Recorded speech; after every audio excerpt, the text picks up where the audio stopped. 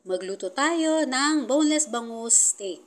Nagpiga ako ng 20 pieces na medium calamansi at tinanggalan ko yan ng buto.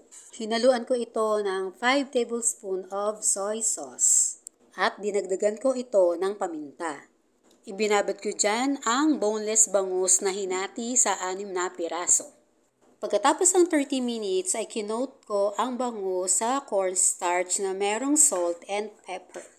Makatutulong din yan para hindi matalamsik ang bangus kapag pinirito mo na. Sa pagpiprito ay gumamit ako ng used oil. Ito yung pinagprituhan ko nung nakaraan ng tokwa. Hinantay ko lang ito mag-golden brown at pwede na. Sa parehong kawali ay isinalang ko ng bahagya ang mga puting sibuyas. Nung medyo lanta na ay hinango ko na ito. Sa parehong kawali ay iniligay ko ang pinagbabaran ko sa mga bangus. Maya-maya pa ay iniligay ko na ang mga puting sibuyas. Dinagdagan ko nga pala ito ng konting tubig upang may maging sabaw. Konting oras pa ay pwede na itong ihain. Thank you for watching. Follow me for more.